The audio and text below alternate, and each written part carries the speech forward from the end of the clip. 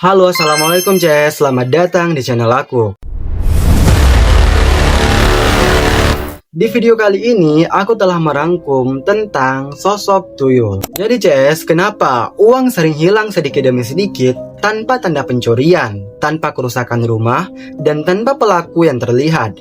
Dalam kepercayaan masyarakat Indonesia, kondisi seperti ini kerap dikaitkan dengan sosok makhluk halus, yaitu tuyul. Penasaran sama kisah lengkapnya? Untuk mempersingkat waktu, langsung saja kita ke rangkuman Syahrul.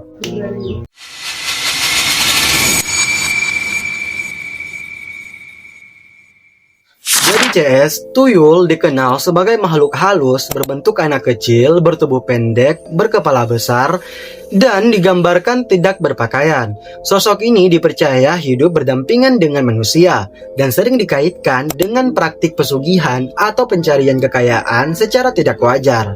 Kepercayaan tentang tuyul tersebar luas di Jawa, Sunda, Betawi, hingga beberapa wilayah lain di Indonesia. Dalam cerita rakyat dan kepercayaan lokal, tuyul tidak muncul dengan sendirinya, melainkan diperoleh melalui ritual tertentu, biasanya dengan bantuan orang pintar atau dukun. Beberapa versi juga menyebutkan tuyul berasal dari arwah anak yang meninggal. Sementara versi lain menyebutkan tuyul adalah makhluk gaib dari alam lain yang diikat melalui perjanjian. Hingga kini tidak ada sumber tertulis tunggal, namun kisah ini konsisten dalam tradisi lisan masyarakat. Tuyul digambarkan memiliki wajah seperti bayi atau balita, mata besar, dan gerakan sangat cepat. Aktivitasnya dipercaya terjadi pada malam hari, terutama menjelang tengah malam. Masyarakat sering mengaitkan keberadaan tuyul dengan suara langkah kecil, benda jatuh tanpa sebab, atau uang yang berkurang sedikit demi sedikit. Tuyul juga dipercaya menyukai benda berkilau seperti uang logam dan perhiasan kecil. Dalam kepercayaan masyarakat CS, fungsi utama tuyul adalah mengambil uang dari rumah orang lain untuk diserahkan kepada pemiliknya. Pengambilan uang ini dipercaya dilakukan dalam jumlah kecil agar tidak menimbulkan kecurigaan. Karena itu, kehilangan uang sering terasa tidak masuk akal. Tuyul juga dipercaya harus dipelihara, diberi makanan, minuman, atau mainan layaknya anak kecil. Hubungan antara manusia dan tuyul digambarkan sebagai hubungan yang beresiko. Manusia mendapatkan keuntungan materi, sementara tuyul menuntut perhatian dari ikatan gaib. Jika pemilik lalai atau melanggar perjanjian, tuyul dipercaya bisa mendatangkan gangguan seperti penyakit, masalah rumah tangga, hingga kesialan ekonomi. Dalam konteks sosial, tuduhan memelihara tuyul sering muncul terhadap orang yang dianggap tiba-tiba kaya, tanpa proses yang jelas. Kepercayaan ini menjadi bagian dari cara masyarakat menjelaskan kesenjangan ekonomi dan kecemburuan sosial, meski tidak pernah terbukti secara hukum maupun ilmiah. Secara ilmiah CS, keberadaan tuyul tidak pernah dibuktikan dan dikategorikan sebagai mitos serta kepercayaan tradisional. Namun hingga kini, cerita tentang tuyul masih hidup, bahkan di lingkungan perkotaan.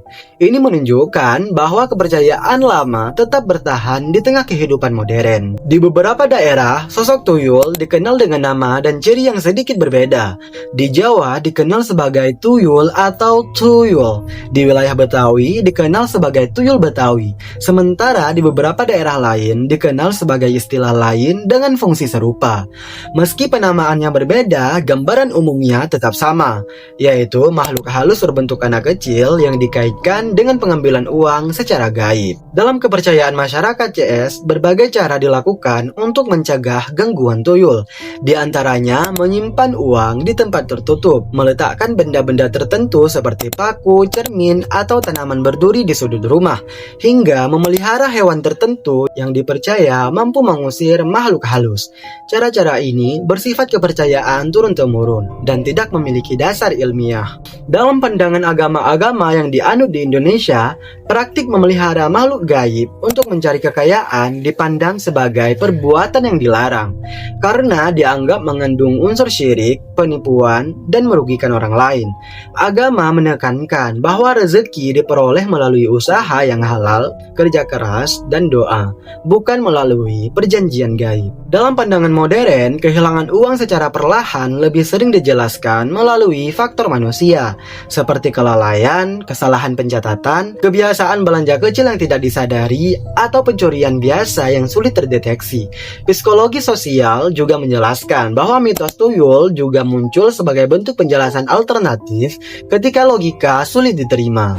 Tuyul adalah bagian dari folklore dan kepercayaan tradisional Indonesia yang telah hidup selama puluhan bahkan ratusan tahun.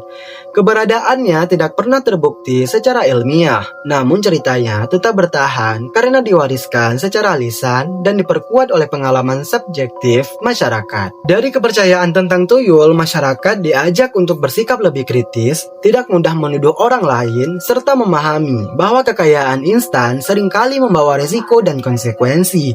Kisah tuyul juga menjadi pengingat bahwa kerja keras, kejujuran, dan usaha nyata tetap menjadi jalan utama dalam mencari rezeki.